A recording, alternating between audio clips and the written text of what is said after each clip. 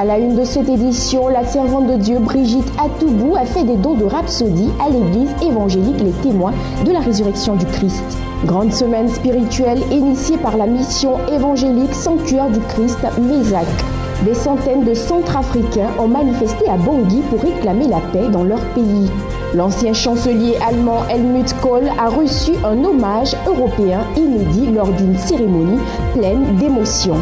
Et en sport, l'Afrique du Sud, où une grand-mère pas comme les autres, fait la une des journaux depuis quelques mois. Bienvenue, Madame, Monsieur, vous suivez la grande édition du journal sur Béni TV. Nous débutons en religion pour parler de la servante de Dieu Brigitte Atoubou qui a fait des dons de rhapsodie à l'église évangélique Les Témoins de la Résurrection du Christ. Reportage.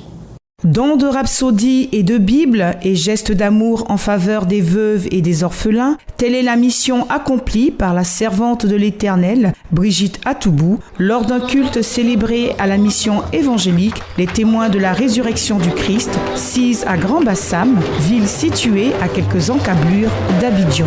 Fidèle lectrice de la rhapsodie, la servante de Dieu a rendu témoignage des bienfaits de ce livret de prières initié par le pasteur Chris Oyakilome. Et comme pour encourager le peuple de Dieu à se familiariser à la rhapsodie, elle en a fait don de plusieurs à l'église, promettant par ailleurs de poser ce geste pendant 3 mois. Le Seigneur m'a envoyé vers eux pour faire des dons de rhapsodie, de Bible, et je fais aussi des dons en espèces aux veuves et aux orphelins. En tout cas, ça a été vraiment un moment édifiant pour la gloire de notre Seigneur. Jésus s'est encore glorifié et tout s'est passé dans les normes. L'église a été vraiment très accueillante. Que la gloire soit rendue à Dieu notre Père dans le nom de Jésus. Je voudrais bénir le nom du Seigneur pour le passage de sa servante Brigitte qui nous a ramenés à la parole, l'essentiel. Et je crois que ce moment a été béni, ce moment a été un moment très édifiant. Le programme était alléchant et nous voulons bénir le nom du Seigneur pour tout ce qui s'est passé. Je voudrais vraiment dire merci. Merci au Seigneur Jésus pour ce beau cadeau qu'il m'a fait, pour la parole de Dieu. Merci à maman Brigitte qui a été inspirée par le Seigneur vraiment pour nous faire don de ce merveilleux cadeau. Je veux dire merci à maman Brigitte parce qu'elle a pensé à nous les orphelins. Que Dieu la bénisse, que Dieu la garde abondamment. Que Dieu se souvienne d'elle aussi. Grande semaine spirituelle organisée par la MESAC du 29 mai 2017 au dimanche 4 juin dernier. Du lundi 29 mai au dimanche 4 juin, la mission évangélique Sanctuaire du Christ, MESAC, avec à sa tête le fondateur Douza Médard, a organisé une semaine spirituelle qui a pour thème « Saint-Esprit, qui es-tu » ? Le pasteur Douza Médard, le leader fondateur de MESAC, a fait fort d'enseigner le peuple de Dieu sur la nature et la fonction du Saint-Esprit. Je te le dis, si un homme n'est pas d'eau et d'esprit, il ne peut entrer dans le royaume des cieux. Ceux qui sont athées et dans le Dieu, c'est ceux-là qui ont droit à rentrer dans le royaume des cieux. Alors que ceux-là ont besoin de naître d'eau et d'esprit. Alléluia. C'est différent d'être baptisé par le Saint-Esprit. Durant cette semaine spirituelle, il y a eu la présence du Saint-Esprit qui fut beaucoup de miracles, de délivrance et de parler en langue. Il s'est fait aider par le pasteur Biri Seri, venu d'Abidjan, qui a intervenu le dimanche. La semaine spirituelle s'est tenue dans le temple de l'église MESAC de Guibérois, sise au quartier Tépi. L'église anglicane d'Abidjan Plateau d'Eau Cuit a organisé 4 jours de croisade d'évangélisation de pleine puissance. Reportage. Les hommes de l'église anglicane ont organisé une grande croisade d'évangélisation de 4 jours sous le thème « Avancer » tiré de Exode chapitre 14 verset 15. C'était à Angré dans le district d'Abidjan. Le premier jour de cette croisade de pleine puissance a été particulièrement marqué par les chants et danses d'un peuple venu nombreux pour recevoir les bénédictions de Dieu. Tout le monde est changé de pied pour la gloire, pour la bénédiction, pour l'encouragement.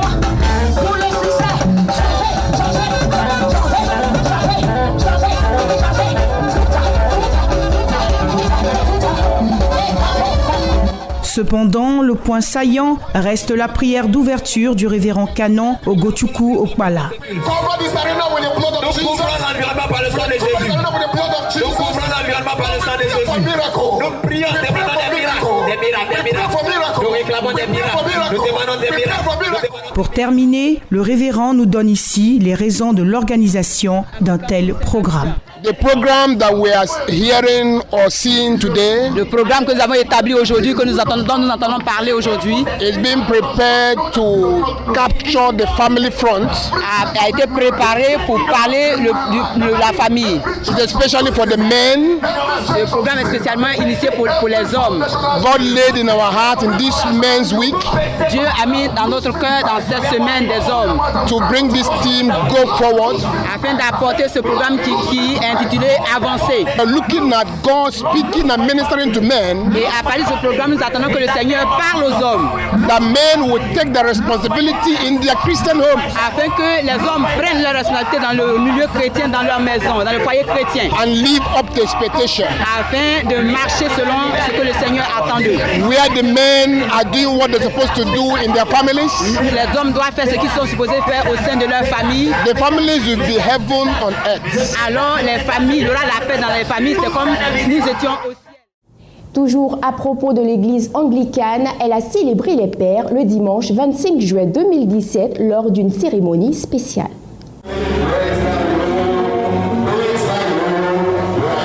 C'est sur un cantique entonné par la chorale et repris en chœur par l'assemblée qu'a débuté ce culte spécial marquant l'édition 2017 de la célébration des pères à l'église anglicane du plateau d'Aucuy. Après la louange et les cantiques, place à la prière et l'intercession pendant lesquelles le peuple a invoqué la protection de Dieu sur plusieurs nations.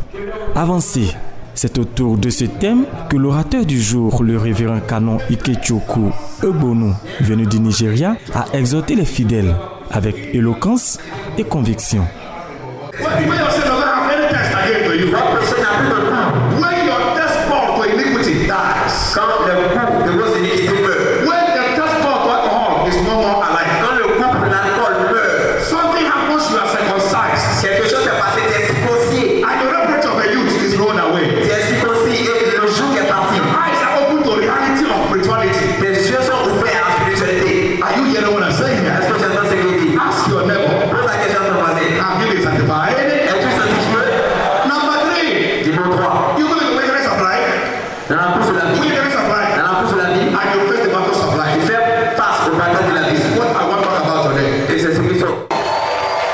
Dans ce culte spécial de célébration des pères, le pasteur hôte Ikechukwu Okpala a exprimé sa reconnaissance au Seigneur pour ce moment.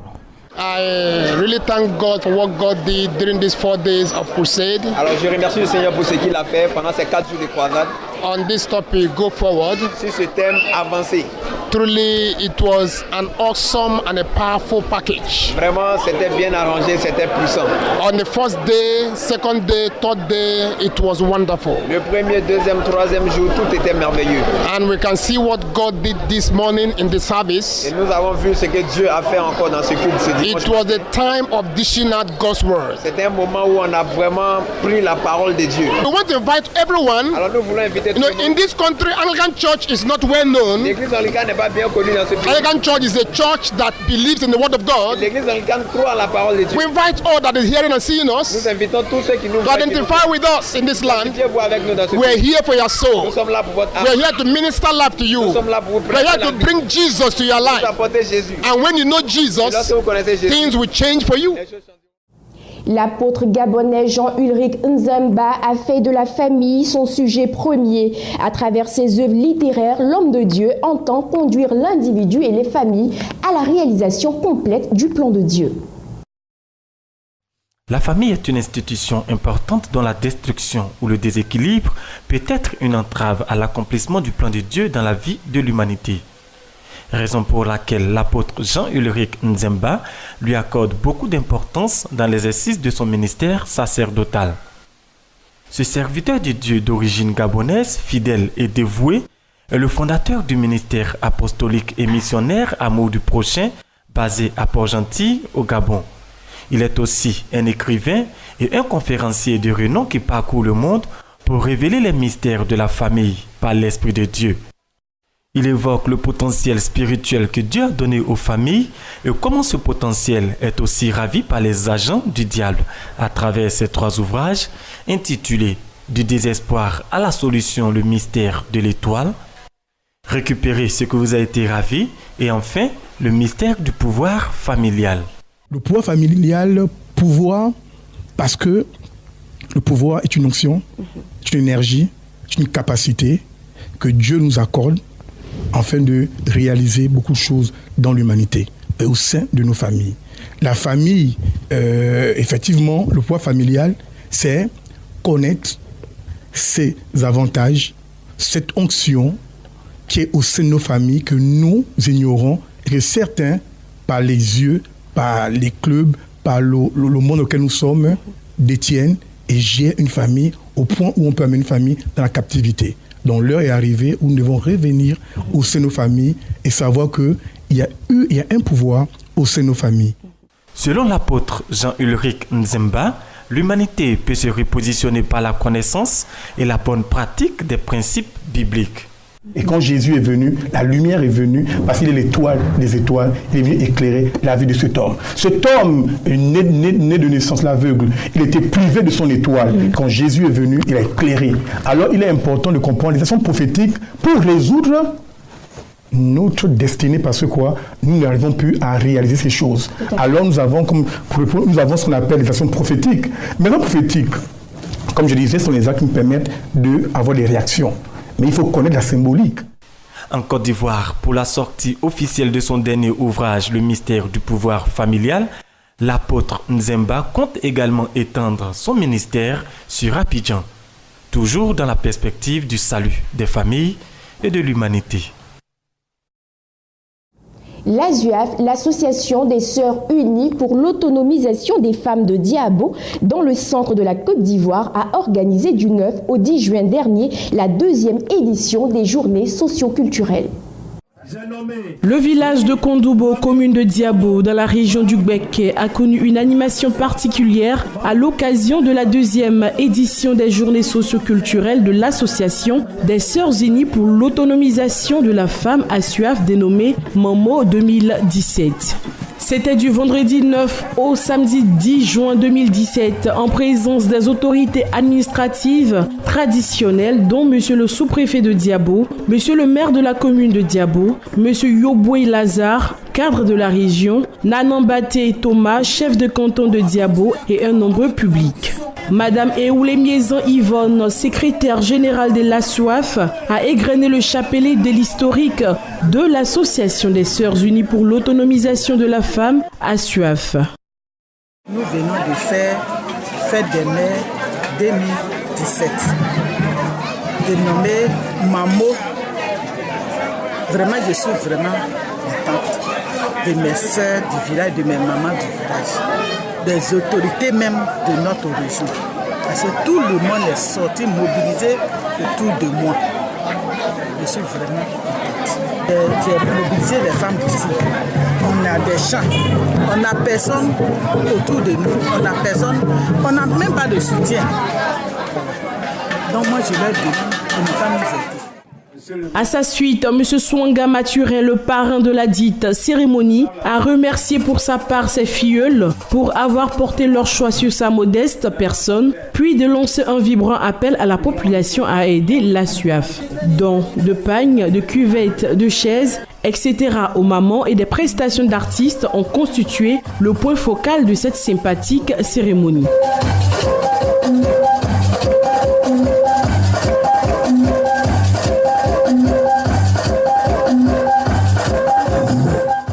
En marge de la 2e édition des journées socioculturelles et sportives annuelles de l'Association des Sœurs Unies pour l'autonomisation de la femme, ASUAF à Kondoubo, un match de Maracana a opposé les mamans d'Abidjan contre celles du village.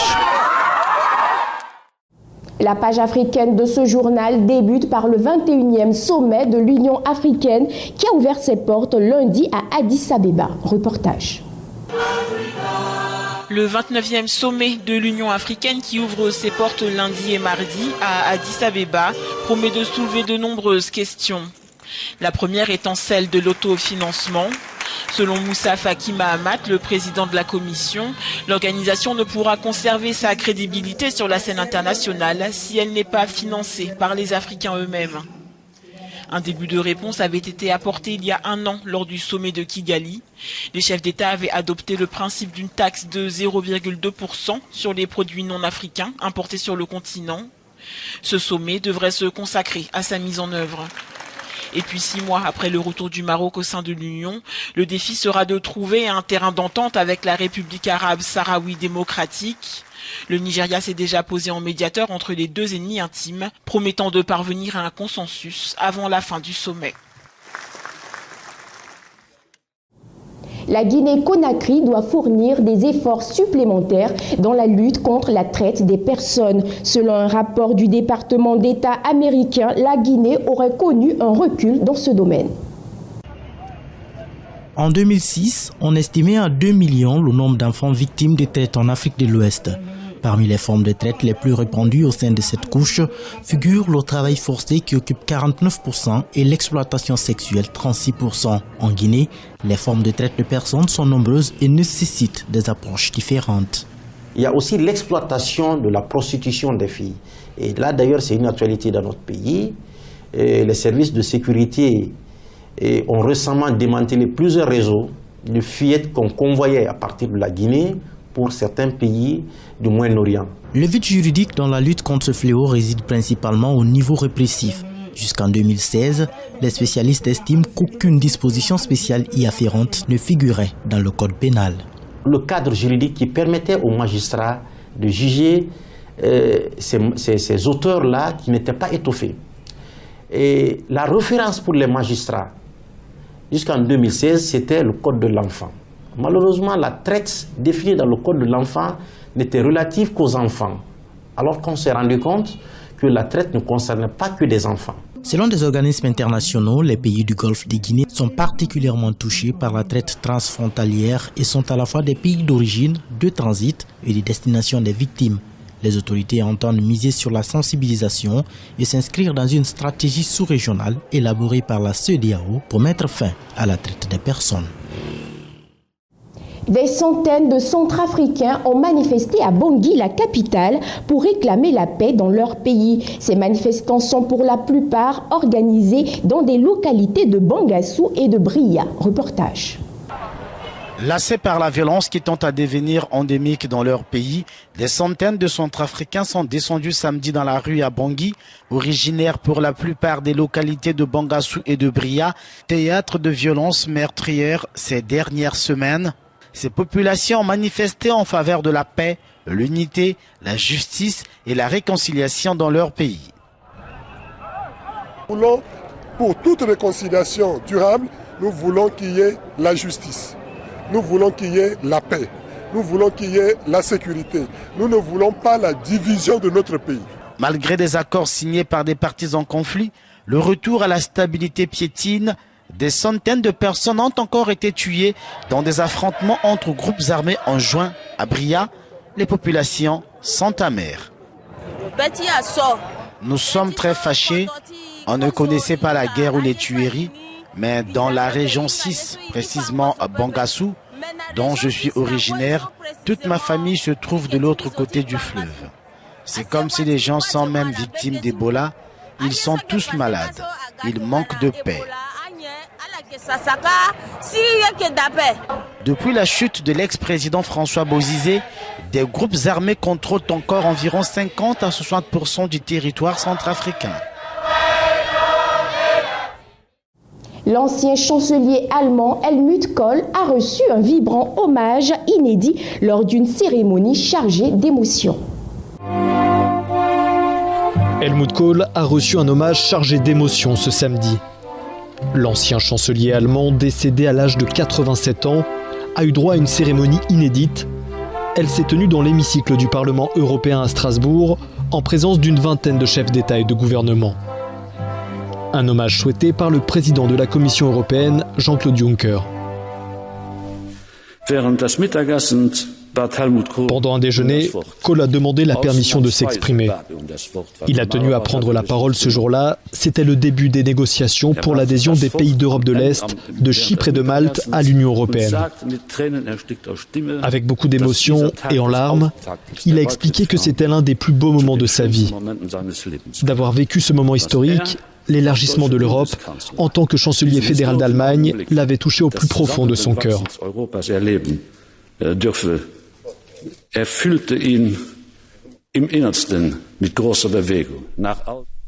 L'architecte de l'élargissement de l'UE et père de la réunification allemande a aussi reçu un hommage appuyé de Bill Clinton.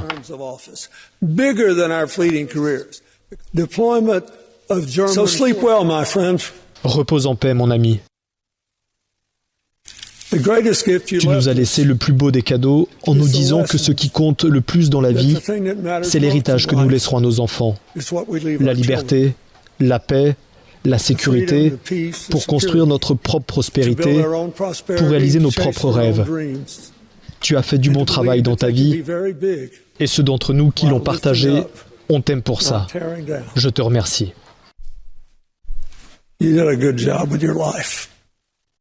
And those of us who shared it loved you for it. Thank you. La chancelière allemande a pris la parole l'an dernier, après Emmanuel Macron, pour prononcer les derniers hommages. De ce qui était écrit pour eux. Beaucoup de choses qu'on tient aujourd'hui pour acquis viennent de lui. Le rapprochement de l'Europe occidentale et orientale, le marché unique, le fait qu'il n'y ait pas de contrôle aux frontières des pays membres de l'UE, mais aussi la monnaie unique, le fait que l'Union européenne existe sous sa forme actuelle, toutes ces choses resteront à jamais liées à son nom.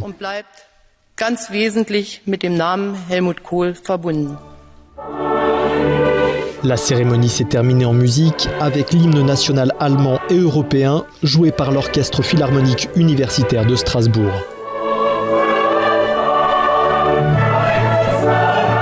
La dépouille d'Helmut Kohl sera ensuite transportée à Speyer en Allemagne, où il sera inhumé. Sa veuve a refusé des funérailles nationales.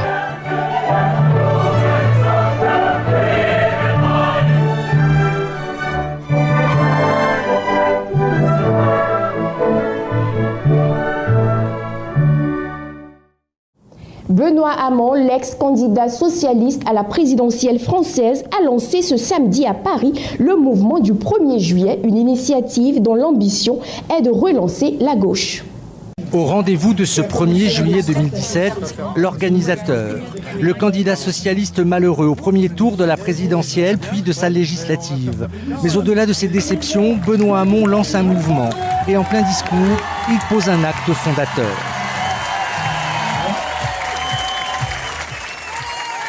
J'ai décidé de quitter le Parti socialiste. Je quitte, s'il vous plaît, je quitte un parti, mais je n'abdique pas l'idéal socialiste. Voilà de quoi lancer en fanfare son mouvement. En milieu d'après-midi, au milieu de la foule, des vestiges de la campagne présidentielle, t-shirts et autres gadgets, mais dans les têtes aussi, ils ont plein de regrets. On est là pour participer à ce qu'on espère soit un mouvement de reconstruction de la gauche. Au-delà des petites guéguerres de parti.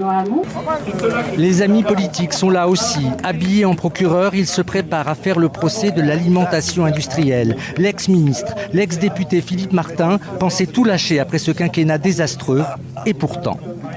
C'est incroyable, je pensais vraiment que c'était terminé. En fait, j'en ai plus envie que jamais. J'ai plus envie que jamais de me mettre à disposition de cette réflexion-là, parce que je pense que c'est une réflexion qui va toucher les gens assez rapidement. Après quelques années, je pense que ce sera le cas. Donc il faut y être et il faut le faire. Les écologistes sont là aussi. Cécile Duflot ou encore Yannick Jadot. Ils faisaient cause commune à la présidentielle. Ils imaginent refaire la gauche sans trop savoir où cela mènera. Benoît Hamon a fait un premier grand pas au milieu des siens. Son mouvement en dehors du PS a l'ambition de reconstruire la gauche. Maintenant, reste à savoir si on se rappellera au long cours de ce 1er juillet 2017. L'Italie vient de décider de fermer ses ports à certains navires qui transportent des migrants secourus en mer. Plus de détails dans ce reportage. Selon le droit international, l'Italie ne peut pas fermer ses ports à certains navires qui transportent des migrants secourus en mer. Rome menace cependant l'Union européenne d'agir de la sorte. Pour Philippe De Bruycker, expert au Migration Policy Center, l'argumentaire n'est pas valable. L'argument de la force majeure ne tient pas, sans compter qu'au bout du compte, refuser le débarquement à ces personnes reviendrait à les traiter de manière inhumaine ou dégradante, ce qui contrevient à l'article 3 de la Convention européenne des sauvegardes des droits de l'homme. Mais selon Philippe De Bruycker, l'Italie peut aller au-delà de la menace politique et utiliser les outils juridiques européens qui existent. Il est grand temps que l'Italie lève la voix, non pas d'un point de vue politique, mais d'un point de vue juridique, pour rappeler l'Union européenne, la Commission, le Conseil européen à leurs obligations juridiques en vertu du droit européen. L'article 80 du traité de Lisbonne stipule que les politiques de l'Union visées au présent chapitre et leur mise en œuvre sont régies par le principe de solidarité et de partage équitable de responsabilités entre les États membres. Le commissaire européen chargé de la migration a réagi à l'avertissement italien. L'Italie doit adopter des mesures pour accélérer les procédures et la gestion des migrants sur son territoire. Nous sommes prêts à améliorer notre soutien à l'Italie. Cela comprend un soutien financier substantiel si nécessaire. Tous les États membres doivent maintenant agir et faire preuve de solidarité avec l'Italie. La Méditerranée est à nouveau la route privilégiée des demandeurs d'asile. L'Italie a accueilli depuis 2014 plus d'1 demi-million de migrants arrivés par mer. Et du sport, avant de finir cette édition, nous parlons d'une grand-mère pas comme les autres en Afrique du Sud qui fait la une des journaux depuis quelques mois. Avec 500 médailles remportées, Deirdre Larkin, 85 ans, détient un record du monde dans sa catégorie d'âge. Casquette vissée sur la tête, Deirdre Larkin est prête à braver le froid de l'hiver sud-africain. Il est 6h du matin et elle est au départ d'une course de 10 km à Pretoria. Fondue dans la masse, elle ne passe pourtant pas inaperçue. Du haut de ses 85 ans, elle est la record woman du semi-marathon dans la catégorie des plus de 80 ans. Quand les gens me dépassent, parce que beaucoup de gens me dépassent, ils me saluent, ils me disent « Bonjour, on t'a vu dans l'émission Carte Blanche, on t'a vu à la télé. C'est toi qu'on a vu à la télé ?» Mais sinon, vous savez, on n'a pas le temps de discuter plus longtemps parce que tu as besoin de garder ton souffle pour la course. Peu avant ses 70 ans, son médecin lui diagnostique de l'ostéoporose. Après plusieurs années de traitement et après s'être essayée au yoga, sans succès, elle découvre avec son fils la course à pied. 7 ans plus tard, elle court 8 km 3 fois par semaine dans les rues de son quartier de Johannesburg et enchaîne les compétitions. Je n'ai jamais pensé à mon âge, j'avais juste envie de courir. Ce sont les gens qui me disent tout le temps « Tu es vieille, tu es vieille ». J'y pense maintenant, mais avant ce n'était pas le cas. Je me sens plus vivante, j'ai plus d'énergie.